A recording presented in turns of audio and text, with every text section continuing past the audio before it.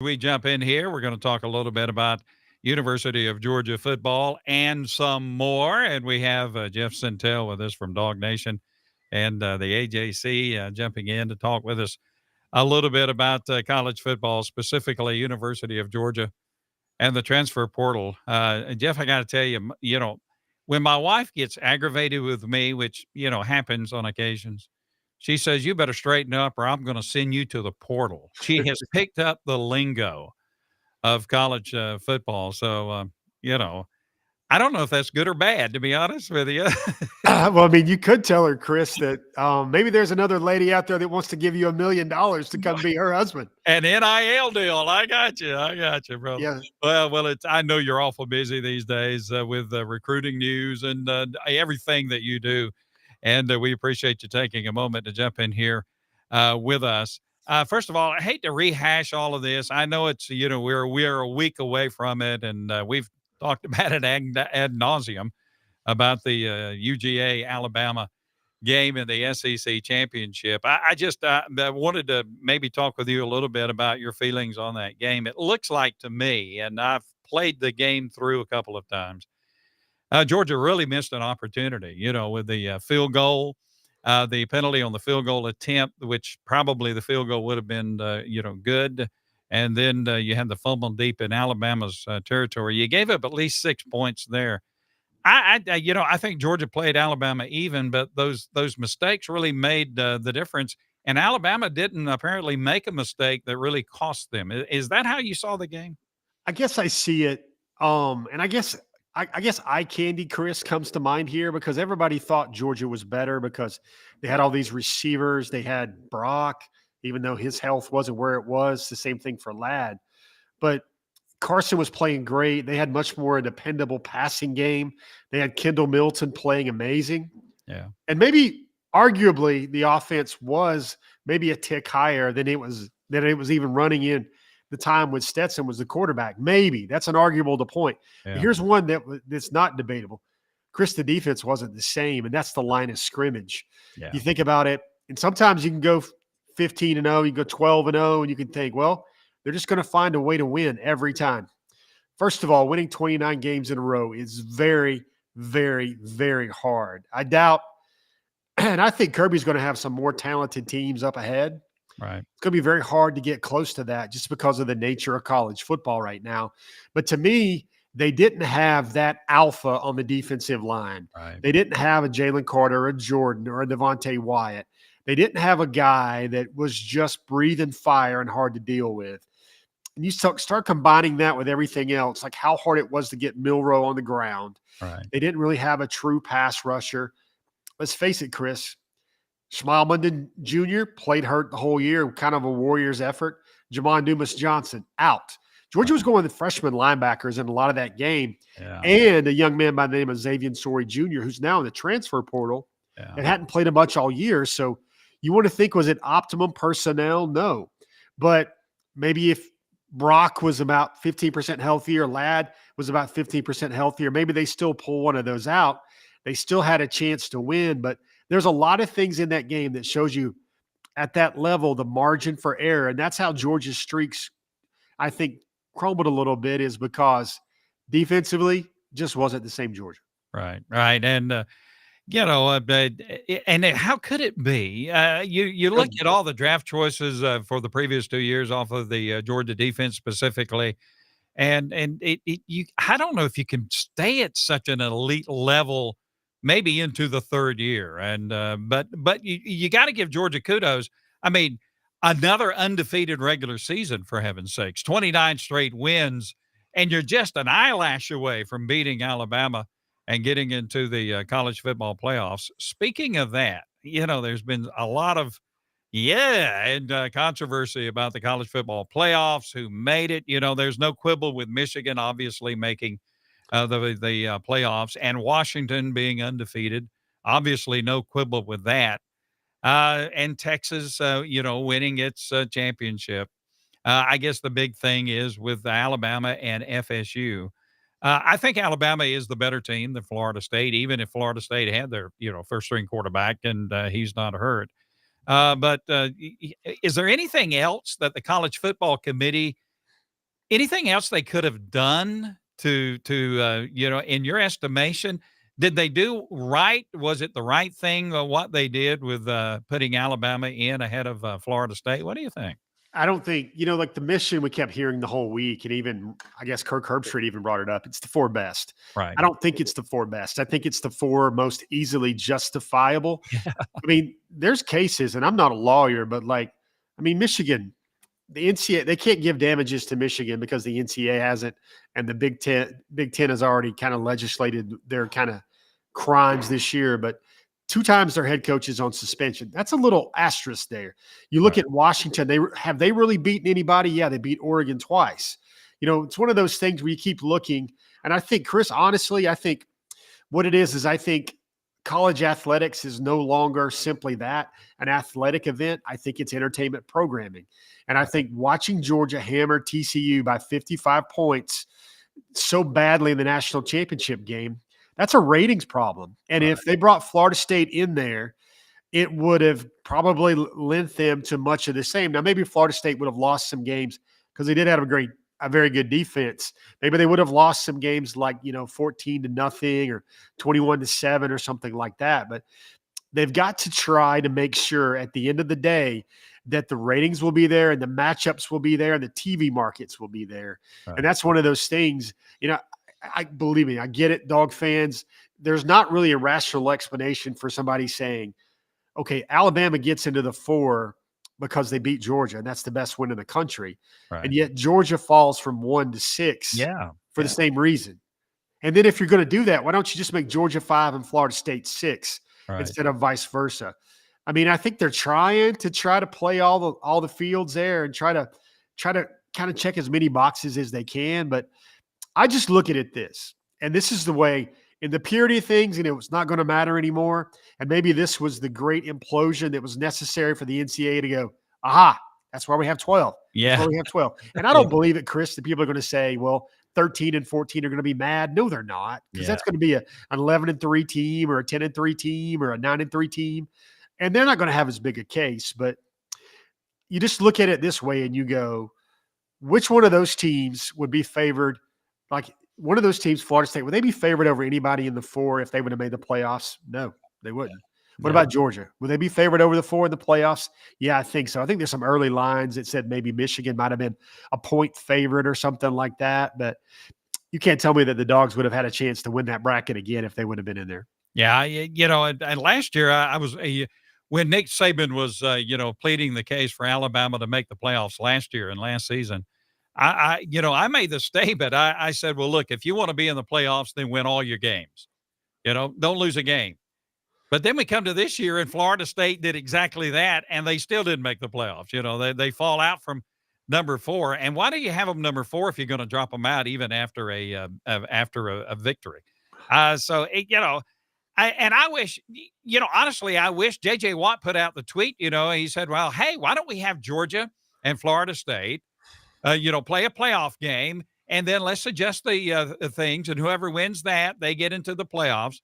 It sounds reasonable to me, but I think sometimes the NCAA is kind of like the government. Don't tell anybody I'm telling you this, but the government just can't turn on a dime and do anything, without going through all kind of legislation. But that would have been cool to have Georgia and Florida State play that off, get into the playoffs, and go on. But that's neither here nor there now.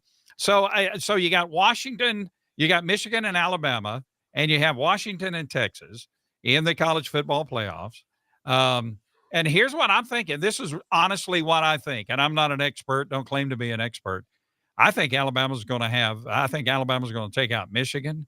I actually think Texas is going to take out Washington. I think you're going to have Alabama and Texas in the national championship game. I think Alabama's going to win it all. That's kind of my gut feeling. Does that kind of align with you, or you got a different way of looking at it? I will say this, Michigan's kind of dangerous. Michigan has an NFL roster, kind of like as many NFL draft candidates as Georgia and Alabama. But I kind of think that the matchup there is going to be very tough. When the brackets came out, that's exactly what I said, Chris. I said Texas is going to beat Washington. Everybody kind of see that, and then Alabama is going to beat Michigan. I think the thing that's very interesting is Texas because they can stop the run, Right. and they have two kind of all-American defensive lineman types, the type that Georgia usually has. And then they got A.D. Mitchell, they got a quarterback. They lost their starting running back. I think Texas is dangerous, but maybe on a neutral field. And you get Alabama with Milroe playing a lot better. I think that's going to make for a compelling matchup. And let's face it, if you got Alabama and the dynasty and you've got Texas, that's two really big, universal blue blood college football programs that I think a lot of people will tune in. Maybe not Georgia fans will tune in. One of the things that I was impressed with was the Georgia team after they lost. And they got a sense of, well, there's a saying, Chris, that everything good must come to an end. And Georgia kind of looked at it. Kendall Milton said it. Cedric Von Braun said it. And they said, we didn't play our best. We gave Alabama an opening and they took it.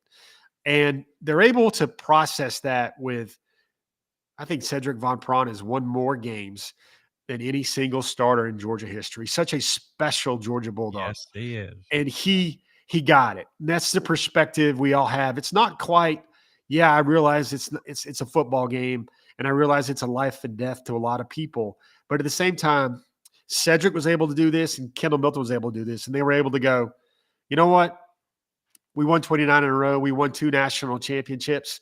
I'm not going to complain about way the ball didn't bounce our way today. We tried. We didn't win. And they were already able to kind of get in that moment that they love their team. They love what they accomplished. And they weren't really kind of sour grapes again, if that makes any sense. Yeah. 29 in a row and, 38 regular season games in a row. I don't know if that'll ever be repeated. Looking at Georgia's schedule for next season, are you going to actually have an undefeated season next year? I don't know.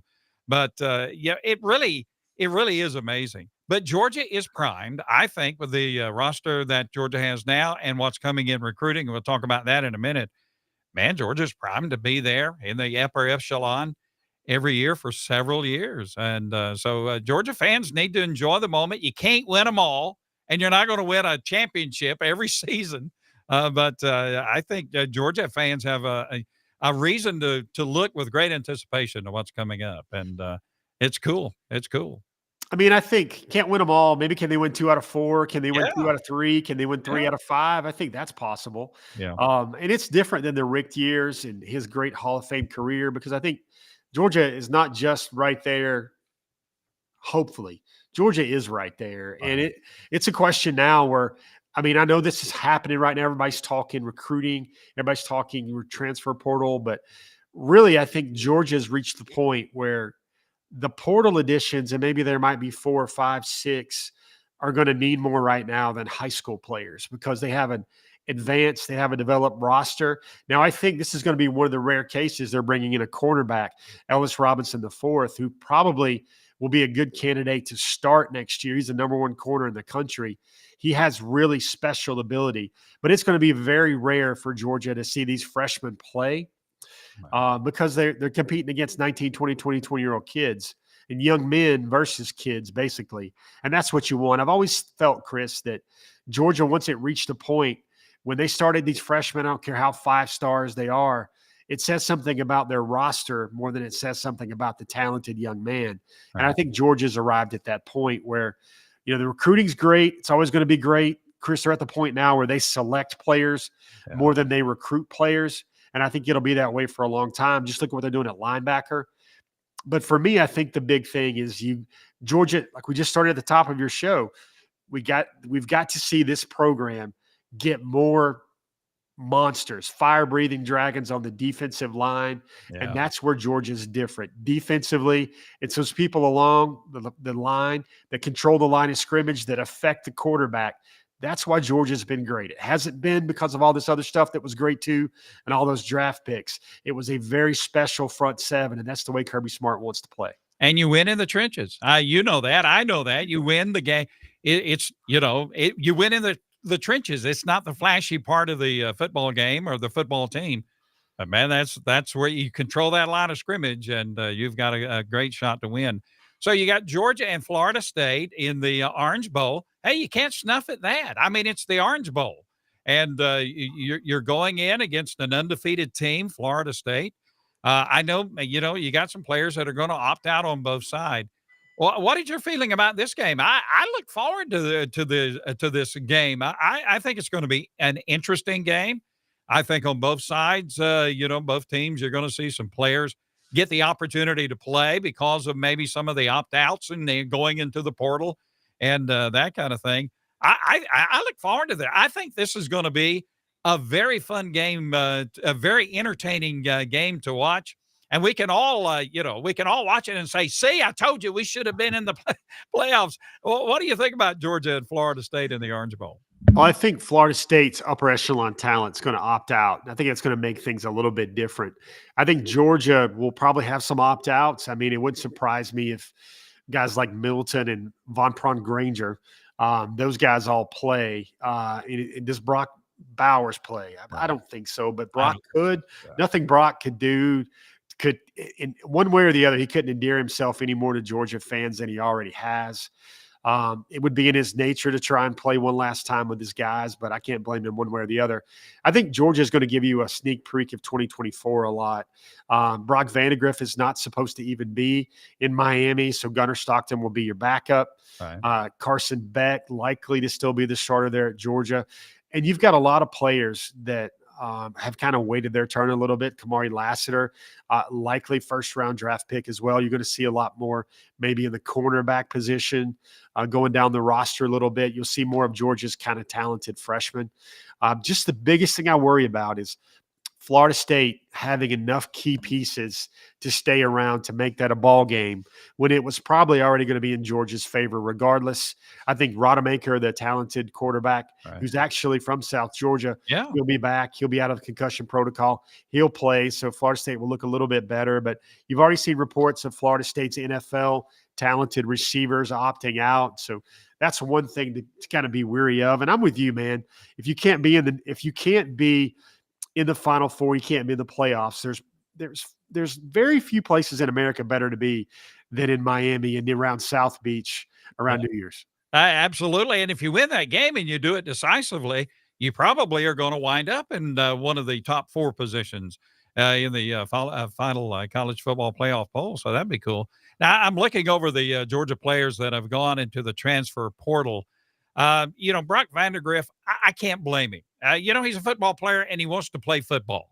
And I can't blame him. I think he graduated, didn't he? Doesn't he have he graduates next week. That was kind of his plan all along, Chris. Yeah. Really good friends with Brock Bowers. I kind of thought they're roommates, and I kind of thought Brock would get the timeline that was always articulated to me by people who would certainly know is that Brock wanted to graduate from Georgia, see where things were at, and then make his decision. And Kentucky was a great decision for him. He saw that most likely Carson would come back, and then he would have to compete for the job again and also compete with Gunnar for second string. Meanwhile, Kentucky was with open arms, and this was a good time for a good start for Brock Vandagriff, who I think is going to have an impressive remaining 2 years of his college career. I think so, too. I think he's going to do very well at Kentucky.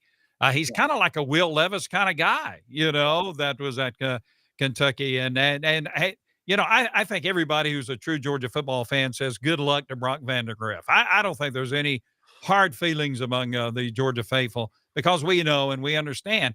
And it's kind of like with Carson Beck. My assumption is he's coming back. I don't know. You may know better than I that he's going to come back for his final year of eligibility with Georgia. But again, Carson's a football player, and he's been sitting, and now he's played this season. And if he goes to the NFL, he's going to sit again. Yeah. I think football players want to play, don't you?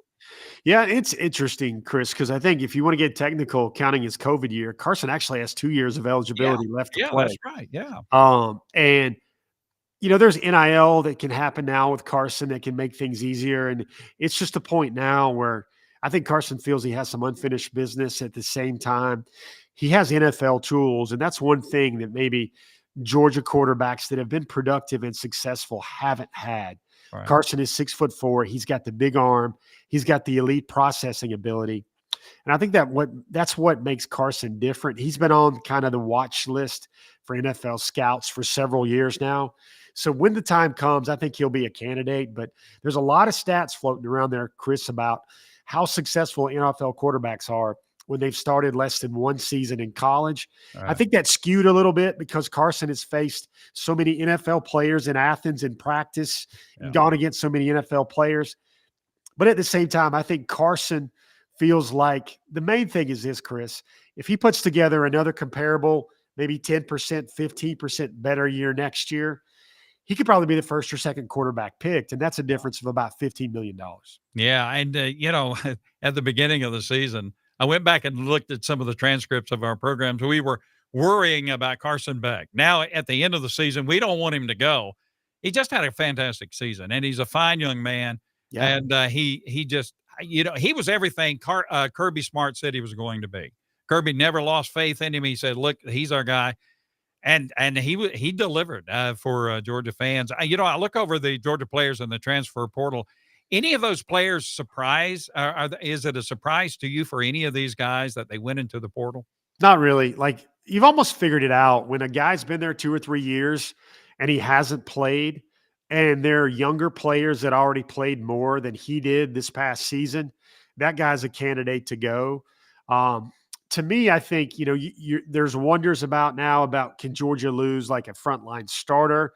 You don't normally see starters go like even though the past few years Georgia has seen Tyreek Stevenson go, they've Right. seen A.D. Mitchell go. There's massive speculation right now about Julian Humphrey and whether he might stay or he might go. And he wasn't even really the full time starter yet at cornerback. You look for all those things, but it's one of those things where um, usually when starters, key contributors, they're going to stay. It's those guys that have been in Athens for 2 or 3 years that are likely to go. And Christmas by sheer math, the numbers of it is Yeah. astounding. There's like 1,500 players in the portal right now. There's Wow. 132-ish NCAA Division I football programs. So that means every school is losing about 10. And Georgia, on the average, has lost about 15 players to the portal each of the last 3 cycles. Yeah. Now, of those players from other schools that are in the portal, any idea who, Georgia may be going after, to bring into the, program? Yeah, Uh, there's one that's on his official visit this weekend. It started this afternoon. His name is London Humphrey, and he's from yeah, Vanderbilt. yeah. Now it's crazy. His mom and dad were both All-American track coaches and decathletes. Like both mom and dad. One was a pole vaulter, one was a decathlete. And this receiver is kind of like a 6'3" Lad McConkey. He's 6'3", he's 195. He runs a 10.6 in the 100 meters. He scored that blazing touchdown against the Dogs in Vanderbilt. Yeah.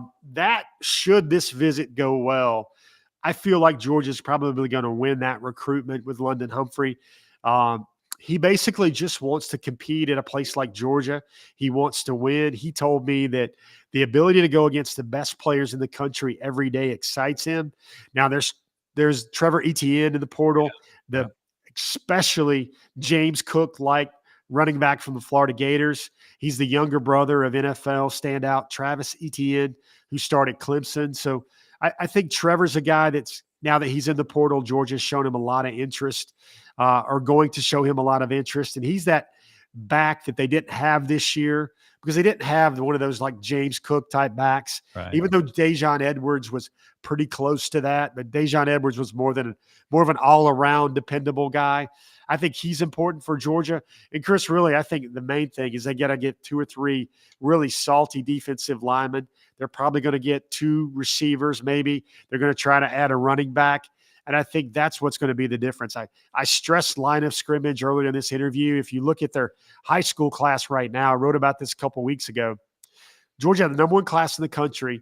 They had 28 prospects committed, and they did things differently. 14 of those 28 were either going to play on the offensive line or the defensive line. Yeah. And I looked at everybody else and like maybe Ohio State had 6, maybe Alabama had 7, maybe Oregon had 8. No one was putting the emphasis on the line of scrimmage like Georgia does because those are the type of players you just can't find in the portal. Right. Yeah. What about the players that are draft eligible for Yeah. Georgia? And there's several. Any of those guys going to say, okay, I want to stay and continue on at Georgia that you might particularly be interested in staying at Georgia? Yeah, there's a lot. There's a lot. Like they're going to decide with the NIL, and it's so different now. So here's an area where NIL is not the enemy. The players are going to go, do I want to go be a third round pick and maybe get 2 million, 2.5 million for that year? Or do I want to come back to Georgia, maybe get my grad degree or maybe try to move up my stock? There's players like Marcus Rosemy, Jack Saint, Yeah. Tyke Smith, Warren Brinson, Zion Logue, Nazir Stackhouse. The list kind of gets lengthy there. Tate Ratledge is a guy Right. where they're looking at it and they go, do I want to go fourth, fifth round, or should I come back and try to amp my stock a little bit more? And then when you add the caveat of NIL on top of that, it's pretty intriguing. Yeah, you got now Brock. I would expect Brock to go in the draft. In fact, if I sat down with Brock and I don't know him personally or anything, I would say, "Look, son, you've done everything you can do at the University of Georgia. It's time for you to go to the NFL." I mean, I'd love for him to stay, but just quickly, kind of put in context Brock Bowers and what he has accomplished and what he has meant to the University of Georgia. What a player. Chris, I'm sure you're familiar with that popular Rushmore thing where people kind of Yeah. put the best Bulldogs on their Rushmore. Right. I think Brock is a valid candidate to be on anyone's offensive Rushmore, maybe on anyone's Rushmore period, because he's been an All-American probably 3 times. He's part of two national championship teams, and he's going to go and be probably a top 5, top 8 pick in the draft. And here's where you know what the right thing to do is. If you see Brock playing next year, and for some reason he came back to Georgia because unfinished business or whatever Nick Chubb and whatever Sony Michel and Jordan Davis felt, he had a triple-sized version of that. And you see him catch another injury. That just won't feel right because he's done enough. It won't feel right. He's helped Georgia enough. And really, one of the things that you've seen with specific players that I've seen that I've learned about behind the scenes is sometimes when these players want to come back and they're like, I want to be an all-time great dog. I want to be a legend. This coaching staff will give them pushback and they'll say, nope. Yeah. I promised your mama. I promised your daddy when you came here, this is what you wanted. And you're right here. You can't get drafted in the 0 round. You can only get drafted in the 1st round. And you need to go and you need to take care of your family and your family's family. And you need to go. And you love it when you hear Georgia do that, where they're like, nope, we'd love to have you. We probably win it even 2 or 3 more games, but you need to go get paid for what you do. Really paid for what you do. Yeah. Isn't that good too? I mean, I know that's true. I've heard that's true of the Georgia staff. And, Kirby Smart, for whatever you can say about Kirby, great coach, obviously, but he really does love these guys. I mean, he really does love his team. And I love that about Kirby Smart, the investment he puts in these players. Now, right now in the recruiting classes, Georgia's got the first rank by pretty good margin over Ohio State. Then you got Florida State, Alabama, Miami, Florida, Oregon, Oklahoma, Notre Dame, Texas. Tell me, I know this is your purview now. You're going to a lot of high school football playoff games and that kind of thing. You're evaluating, the talent. Tell me about Georgia's recruiting class coming up. Very impressive. Do you see them adding even more to that recruiting class? And give us your evaluation of that class. Yeah, I think it's really strong. It's probably the best, providing they hold on to Nitro Tuggle, which is kind of dubious right now because he's going to take an official visit to LSU next weekend. That's the top 100 wide receiver out of Indiana. I think the things that make it special is I mentioned Ellis Robinson earlier. I think he's the most talented cornerback that Kirby Smart has signed at Georgia. When he will sign Ellis, he's the most talented corner. And I thought the world of Kamari Lassiter and AJ Harris and Tyson Campbell, a lot of guys. I think that Ellis is the most capable. He's the number one corner in the country. ESPN has him as the number 1 player overall. Wow. He checks every box. He's about 6'2". He's got length. He's played at IMG Academy for a couple years. As skilled as it gets in terms of playing the position. And it's very hard for me to say that somebody could come in right away at Georgia and play and maybe potentially start midway through their freshman year. I think Ellis can do that. He's wired the right way. As far as the rest of the class, you see 6 ginormous offensive linemen when a lot of other schools don't do that. And I think the average, Chris, is like 6'5.5" and about 350 pounds. The thing that's really intriguing while everybody's looking for quarterbacks right now, is Georgia has 2 top 10 quarterbacks in the class. One of them has been rated the number 1 quarterback in the country. The other one's got a lot of Stetson Bennett type qualities to him. That's Ryan Puglisi. Very stubborn, very talented, very confident in himself. And I mean that stubborn in the best way, is that Yeah. nobody can tell him what he can or can't do. They've got 3 running backs. You don't normally see that in a Georgia class, but one of these running backs, Chris, is probably as fast as any recruit Georgia will sign. The son of an Olympic gold medal long jumper, Dwight Phillips Jr., he's going to try and run the 100 meters in 10.1 seconds Wow. this spring. And he's already ran it in 10.24. Wow. And these are unique playmakers. I think Georgia's got a great 5-star defensive lineman. For some, I don't know how they do it. I mean, Schumann probably deserves a small statue or something Yes, he in does. Buttsmere. But after bringing in 3 top 8 linebackers a year ago, he's bringing in another 3 top 8 linebackers this year, including the number 1 backer in the country. The highest rated linebacker Georgia will have also signed in the Kirby Smart era, even higher rated than the Kobe Dean, in Justin Williams. So the pieces are all there. Like this one kid, Joseph Jonah Ajonye, a 5-star defensive lineman out of Texas. He's 6'5", about 275. He put on like 40 pounds for his senior year, and he just turned 17. Like his goal, he tells me, I want to be a millionaire by the time I'm 19. And you go, what? But then you go like, okay. And the way the years will tick off for that young man, he could do that. I mean, he really loves Georgia. I thought it was really cool. He was hosting Georgia coaches for an in-home visit this week. He had Trey Scott there.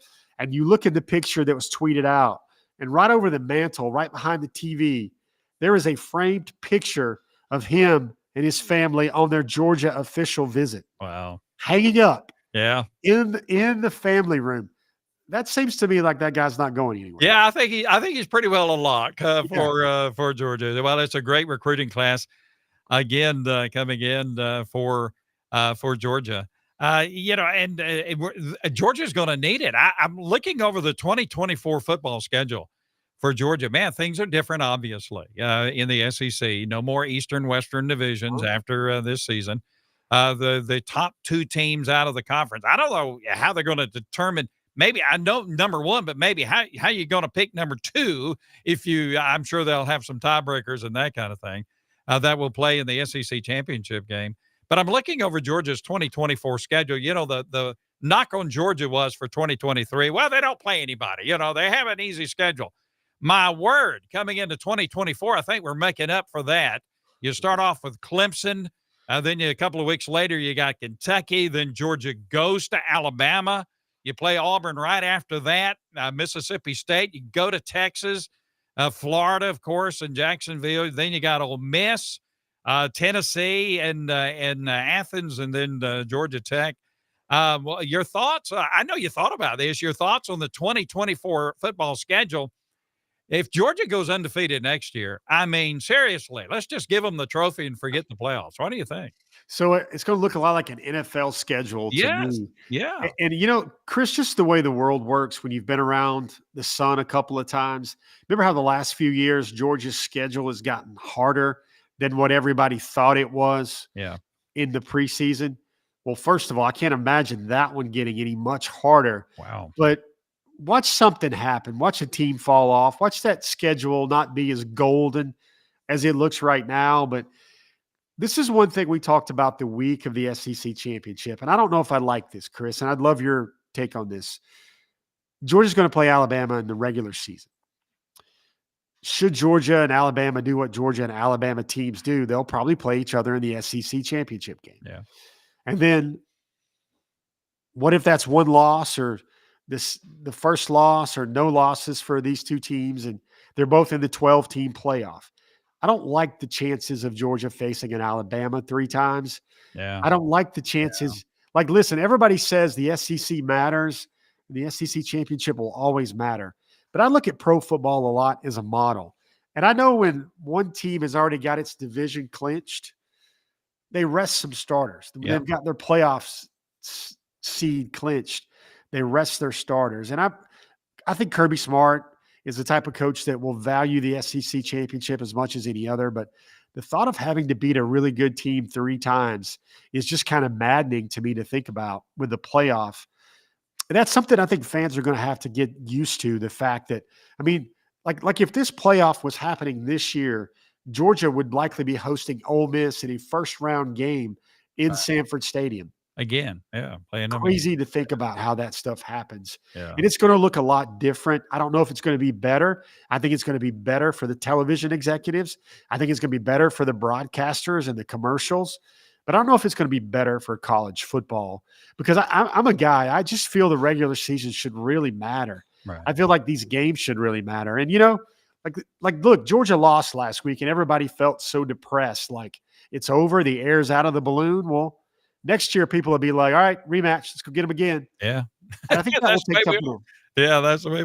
Well, I'm wondering, do we even need an SEC championship game? Now, I know they're going to keep it because of the money. I know they're going to keep it, because of the money. But with this kind of round robin schedule now that you have in the SEC, do you really need a championship game? I mean, seriously?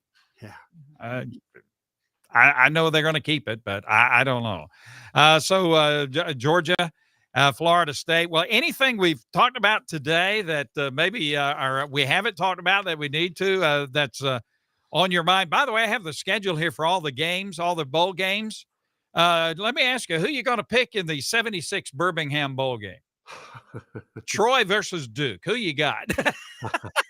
Probably going to pick Troy because Duke's going to have a totally revamped staff. Yeah. So I'll probably pick Troy just because they consider it a joy to go from Troy to Birmingham. Yeah. When other people won't. All these games, it's amazing. All right. Hang on just a minute. I think there we go. Now I got you back. All right. Let's see. And anything we need to talk about we haven't talked about on our program? I think you're just going to see, Georgia's going to have its state championships next week. That's always going to be great. I think you're going to find a lot of people. I know a lot of people have always loved those All-American games. Right. The one in Texas and the one in Florida. I think those are going to change because you're going to have teams going to the playoffs. And remember last year, Chris, I was out there at both of them, and roughly half of the Georgia signees decided, I'd rather practice with the team and chase a championship than play in an All-American game. So I think you're going to have a lot more of that. Players deciding, that's cool, but I'd rather go ahead, jumpstart my college career, work out with, potentially like if you're a tight end, do you want to work out with Brock Bowers if you can, or do you want to work out with the other All-Americans in the country? If you're a wide receiver, do you want to catch passes from Carson Beck and build timing? You probably want all those things. And I think those games are going to become more of a landscape where you're not going to have the brightest recruits in college football there because they're all going to be with their college teams. Yeah. Finally, who did you get? Who did you give me in the college football playoffs to win it all? Did you give me somebody? I've got Alabama beating Texas. That's what I think is going to happen. I think it's going to be a good game, though. Yeah, I think it's going to be very good. All right. Well, Jeff Sentell joins us. He's such a busy guy. He checks out all these recruits. I think you told me you were in Tennessee last week at their championships. Is that right? Yeah, that's right. And so this coming week, you'll be in Georgia at the Mercedes-Benz Stadium. You're a busy guy. Thank you for taking time to join us, and go get them dogs. That's all I can say, right? Yep, Chris. Riveting team, compelling team. The product of the field is going to be amazing, and Georgia's going to be right in that thing for year to year to year. People are going to say, Jeff, are they going to get any worse? They're not going to get any worse. Right. They're going to reload. They're going to keep getting better. It's going to be different each year because they're going to be a different flavor. Maybe the defensive line will be better. Maybe the running backs will be better. I just think Georgia has reached the pedestal with Kirby Smart where everybody wanted them to be. And here's a little caveat. I don't know, Chris, how many more years Nick Saban has left. Yeah. And if Nick wins it all this year, this might be his shining moment to go on and I think move down to that $15 million house in Orlando I've read about, perhaps after his best coaching job. There's been rumors, you've heard rumors over the last few years that Nick was maybe only one national title away. And I tell you what, if that happens, Wow. It's amazing. Got to give Saban his due. Greatness. He proved it again this month. But I think if that happens, Kirby Smart becomes the de facto best coach in college football, and Georgia will recruit from an even greater position of strength should that happen. No, that will Dabo go to Alabama? I don't think so. I don't think so either. I don't think Alabama would want him, to be honest with you. All right. Well, Jeff, thank you for joining us.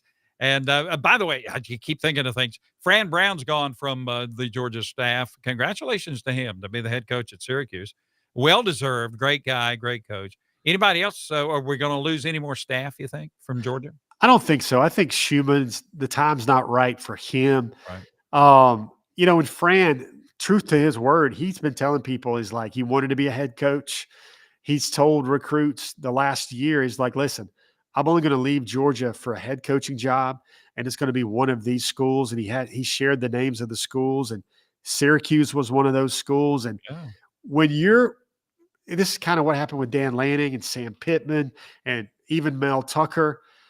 When a guy leaves a Georgia staff from a position coach to a head coach, that's a tremendous honor for your program Right. because it shows that everybody appreciates and approves of what you're doing. And I think Fran Brown's going to do something in Syracuse. I think he's a really smart coach. I think he's a great recruiter.